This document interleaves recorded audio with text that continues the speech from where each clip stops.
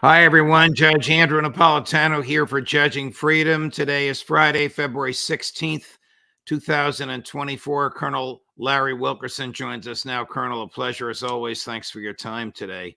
Colonel, when the United States wages war, like when it invaded Afghanistan and invaded Iraq, or when it pays for war, like the military equipment and cash we're giving to Ukraine and the equipment and cash we're giving to Israel, who actually pays for it?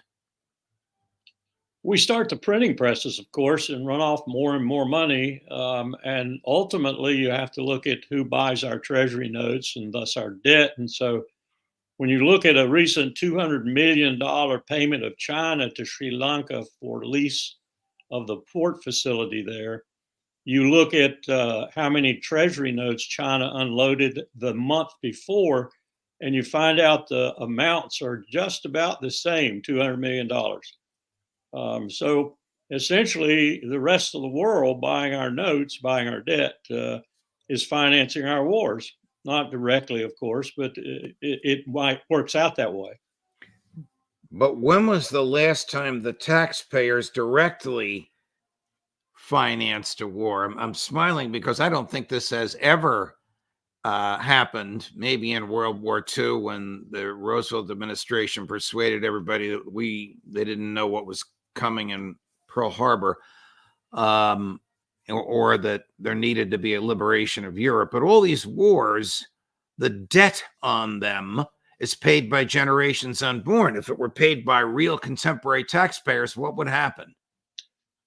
World War II was really a unique experience in the American portfolio of wars because we did everything from scrap drives to war bonds to bringing veterans back from the battle zone to pitch for war bonds and such.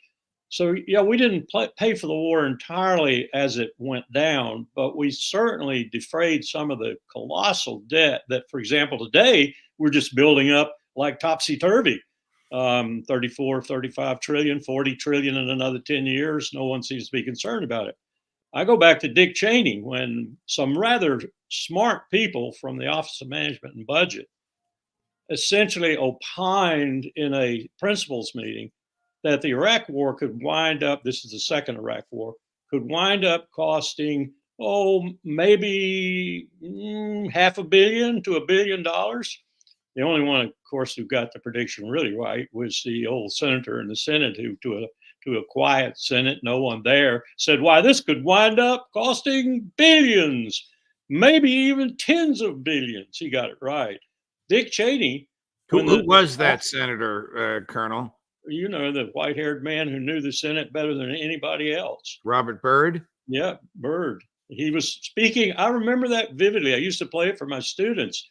He would say, why, listen, you could hear a pin drop in this chamber, and we're going to war, and we're going to spend the taxpayers' money to the tunes of billions, maybe tens of billions. But he was right. He was the only one who was right. But at this meeting, when the Office of Management and Budget put the possibility out there that Iraq might cost a lot, and of course it wound up costing almost $1 trillion, Dick Cheney said, Ronald Reagan, quote, Ronald Reagan proved deficits don't matter, unquote. And that's the way we've been operating. Yeah, that's the famous Ronald Reagan didn't prove that. Deficits do matter. Absolutely. Look at the national debt. You just said it's between 34 and 35 trillion. It will be 40 trillion at this rate, and there's no reason to suggest or believe that unless the federal government defaults and goes out of business and we break off into separate republics, that it's going to stop. Soon the debt service, which is real cash, I guess they could borrow for the debt service. That is really crazy. It's like borrowing from using one credit card to pay another credit card. But that's when Moody's makes a major downgrade of your debt. You're right, Colonel. Correct. But the debt service will soon be $1 trillion a year, and that's between a third and a quarter of all tax collections. Yep. So this crowd in Congress has and people who've been in the White House, it doesn't matter which party, we're talking about post-World War II to the present, doesn't seem to care about debt. Recently, just the past 2 hours, President Biden made another pitch for money for Ukraine. This is number 2, Chris, where the president is complaining, how dare the Congress go on a 2-week vacation without helping Ukraine slaughter more of its own people. I'm putting words in his mouth. Anything you can do to get ammunition to the Ukrainians without a supplemental from Congress? No, but it's about time they step up, don't you think? Instead of going on a 2-week vacation. 2 weeks. They're walking away. 2 weeks. What are they thinking? My God, this is bizarre. And it's just reinforcing all the concern and almost, I won't say panic, but real concern about the United States being a reliable ally. This is outrageous. Colonel, are you able to put a numerical handle on the Ukraine war? Could you tell us what it costs roughly per week, per day, per month, however you want to break it down, for the Ukraine military to attempt to resist the Russians? I've seen a wide range of figures, just as I've seen a wide range of figures for the war in Gaza right now. I've seen everything from 75 million to 150 million a day. I tend to come down in the middle of that, maybe 100 million a day. How about Gaza? What is the IDF spending? We know where they're getting the cash and the equipment from the U.S., but what do you think they're spending a day?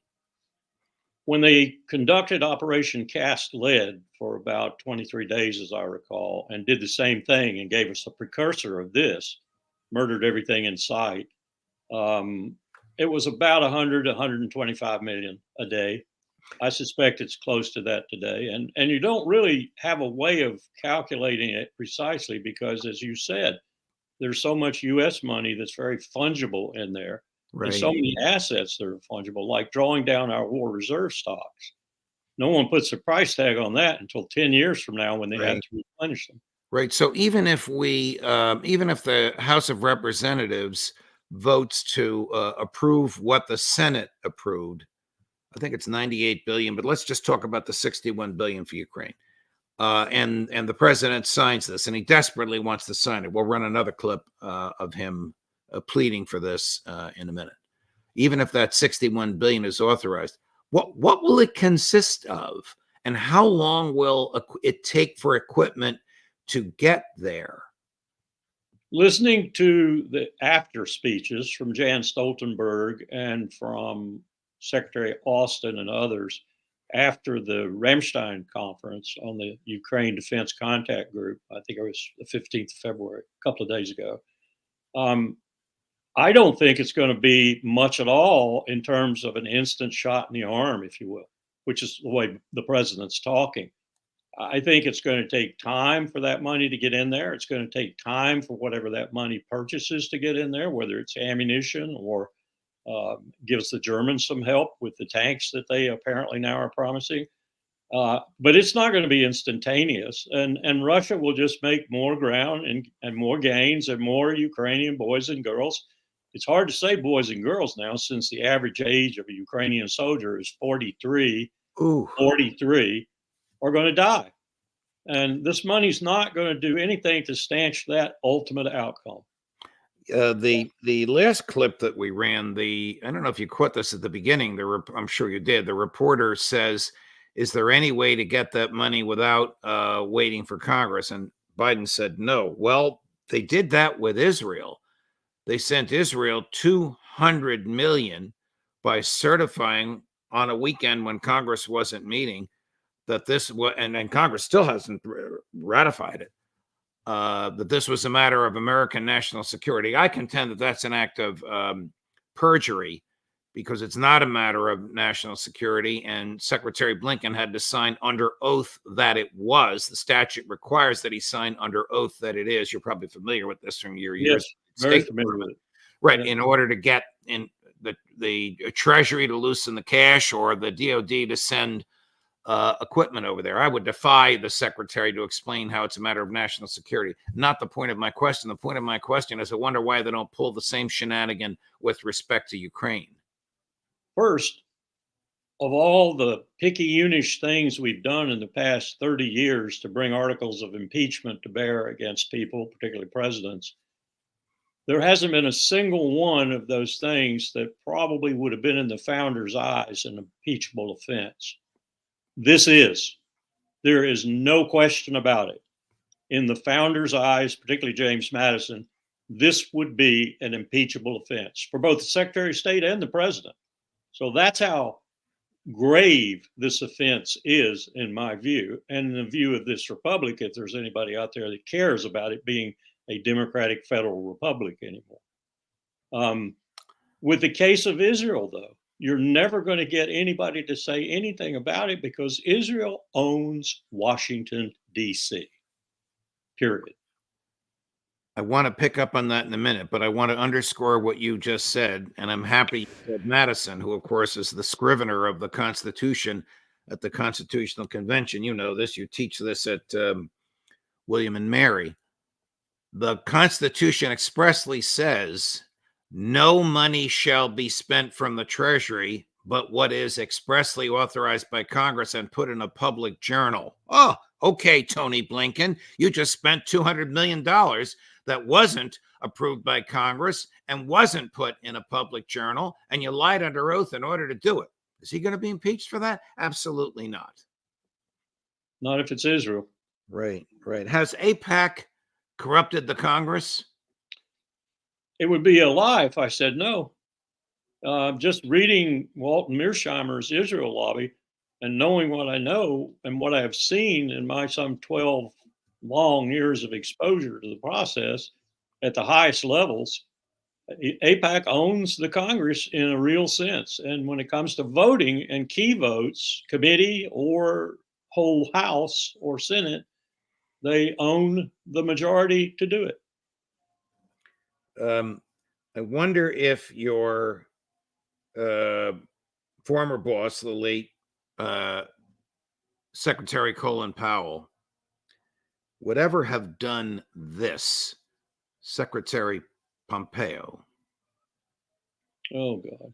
I mean, there he is dancing with the idea of celebrating their slaughter of women and children in Gaza. They're in some sort of a place where they go to take a break for a few days from the killing. There's Colin, one of Colin Powell's successors. Colin Powell would have some really rich words for that. I don't even get that there's any domestic political advantage to him doing that. He's been roundly ridiculed for it, as like his one of Colin Powell's other successors, Hillary Clinton, has been roundly criticized for calling Tucker Carlson a useful idiot because he got the interview of the decade, maybe of the century, that nobody in mainstream media could get. But Pompeo knows that he needs certain key funders if he's going to make a run for the presidency. And Americans have short memories on things like you've just displayed. He will get that money out of these mostly Jewish or Jewish sympathetic billionaires. I have asked the question about has APAC corrupted the Congress to almost every one of our guests this week. You have given the most direct, they're all on the same genre as you, if I will, if I may, but you have given the most direct answer. I'd be lying if I said that it didn't. I don't know how that is going to stop. Powell is both a uniformed military officer, in this case, chairman of the Joint Chiefs of Staff, and as the Secretary of State in civilian garb.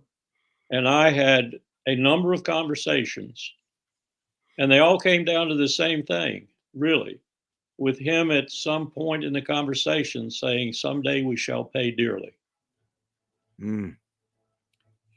Chris, in Biden's recent, President Biden's recent presser number 6, here he's threatening Putin. Putin and the whole world should know, if any adversary were to attack us, our NATO allies would back us. And if Putin were to attack a NATO ally, the United States will defend every inch of NATO territory. Now's the time for even greater unity among our NATO allies, to stand up to the threat that Putin's Russia poses. He still is preaching the domino theory, Colonel, that if we fail to use Ukraine as a battering ram with which to drive Vladimir Putin from office, he's going to attack a NATO country. Putin got that in the world he wants to do or could afford to do. Putin got that precisely correct when he told Tucker, when Tucker asked him a question about what that meant to him to have the president of the United States making statements like that. And Putin said, threat mongering. That's what it is. Chris, do you have the Tucker? I wasn't planning on running it, but the Colonel made reference to it. The Tucker Q&A, where Tucker asks President Putin, "Could you ever see yourself invading Poland?" Can you imagine a scenario where you sent Russian troops to Poland? Only in one case, if Poland attacks Russia. Why? Because we have no interest in Poland, Latvia, or anywhere else. Why would we do that? We simply don't have any interest. It's just threat-mongering. Yet the President of the United States continues to make the argument, if Putin takes Ukraine, another false premise. He doesn't want to take Ukraine. The last thing in the world he wants to do is govern Ukraine and live with a perpetual guerrilla war. He wants a neutral Ukraine. Correct. And he wants those portions of Ukraine that have threatened, particularly the Azov group and such, Russians who live on Ukrainian soil, to be in some way under more Russian influence, if possible. I think he would give in to referenda if they elapsed over a time of, say, a decade or so, and then let the people in those oblasts go where they wanted to go, where they voted to go. Let the vestige of the war die down a little bit, because I'm sure even some of the Russians in those oblasts right now don't have very fond memories of what's happened to them in the last few weeks, months, and a couple of years. But Putin would do that. All he wants is a neutral Ukraine. He said that so many times, he's tired of saying it, I'm sure.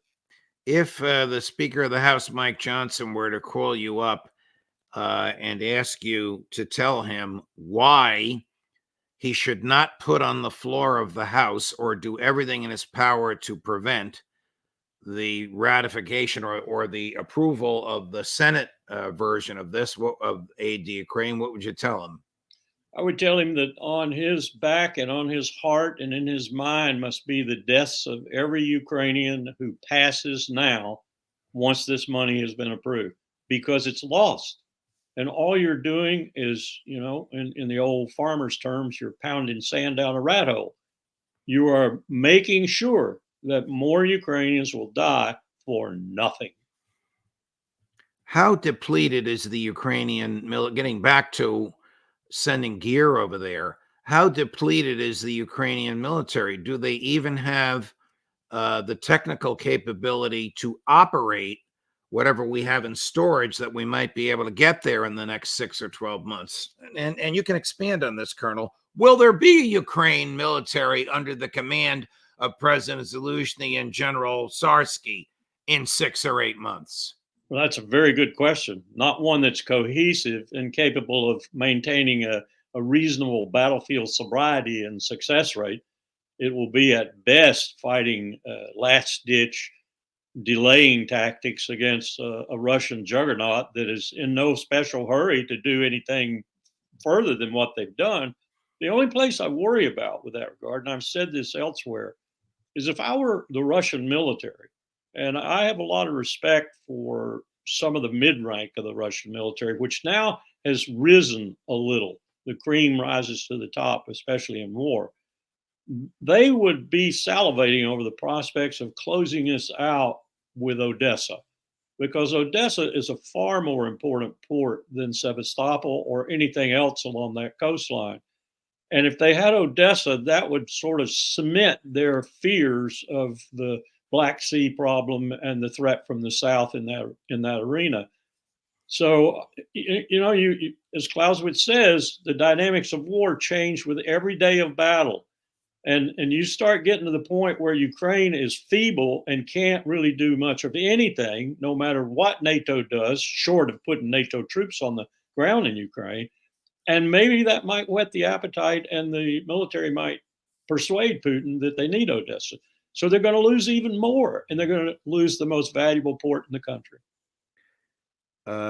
They've already lost 500,000 young men. That's a Yes. generation of young men. Let's say the war stopped tomorrow. Joe Biden comes to his senses and says, "We're not sending you anymore," and there's some sort of a truce. There's nobody to drive the cabs or operate the industry or run the factories or rebuild the damaged buildings. At least there's nobody in that generation.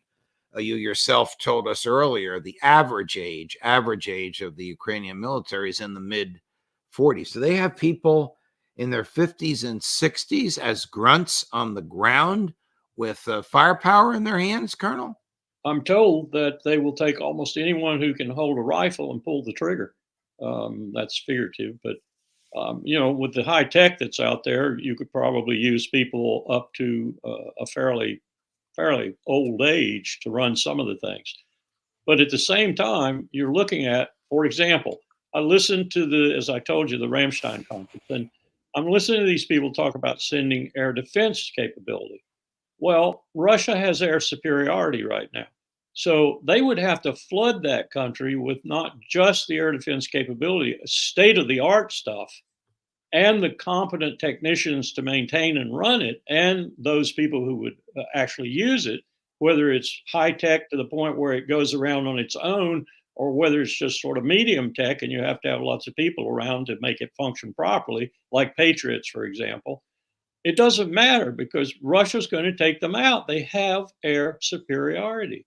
You cannot beat that with just soldiers on the ground and missiles to shoot them down. Was Prime Minister Rishi Sunak of Great Britain quite ill-advised, I'm being charitable in my words, to suggest that the British Air Force would enforce a no-fly zone over Kyiv?